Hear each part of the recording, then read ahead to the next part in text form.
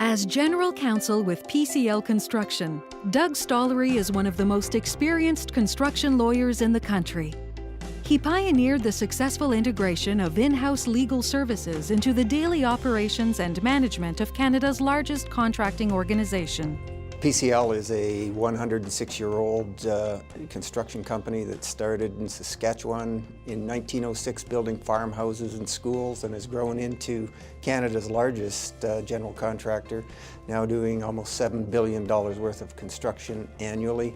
Doug came in and not only introduced internal counsel and general counsel to our organization, but demonstrated to a bunch of contractors what added value in-house counsel can really do for an organization. I think he has taken us to be a more sophisticated business enterprise.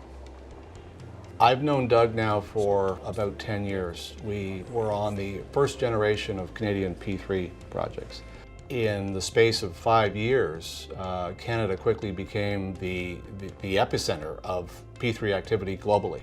So in late 2011, PCL was awarded the $1 billion plus hospital project in Melbourne, Australia. The advantage that Doug brought to that particular transaction was we have had the luxury of being involved in $1 billion P3 hospital projects before. There were a list of 250 outstanding issues, and Doug and a colleague went down and in the space of a week was able to knock those issues down so that we achieved resolution of all of them and we were able to sign.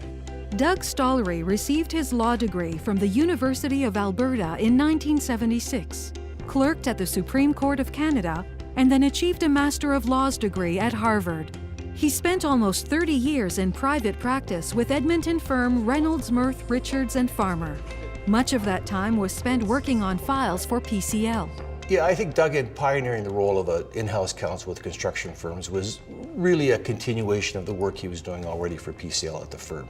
He was offering advice to them on a regular basis, pretty much the same as in-house counsel would, and I think at some point it became apparent that it would be a very good fit and very advantageous for PCL to have Doug there on a full-time basis. He has real ability to cause others who work for him to up their game. He's just that kind of guy.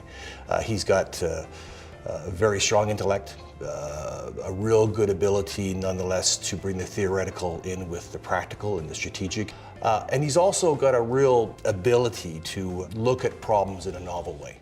Doug's work outside construction makes him one of the most noteworthy in-house lawyers in Canada.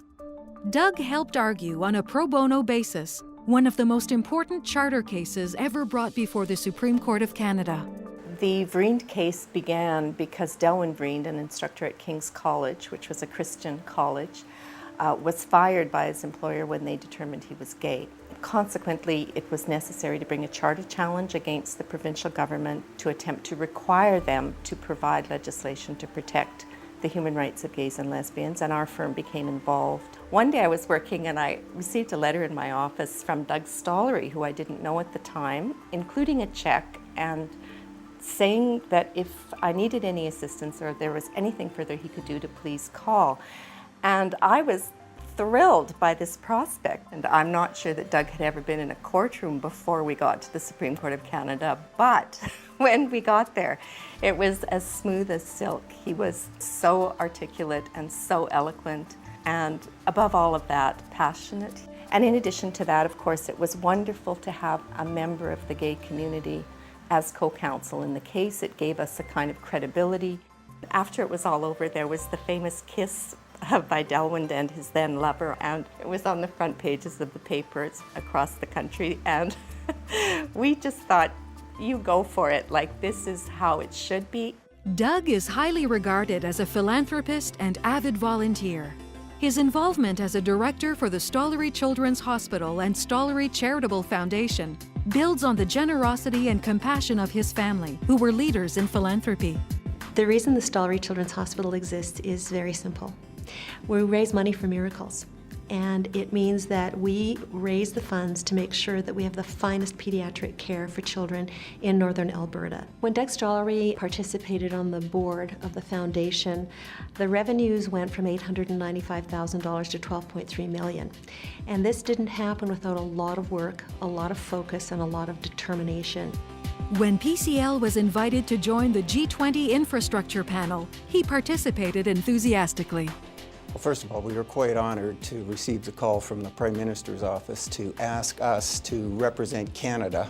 We sat on a group that included 17 other financial people, so trying to explain to them the P3 process. They understood the money side of the P3 process, but the contracting side, Doug really knew how to communicate and get the points across.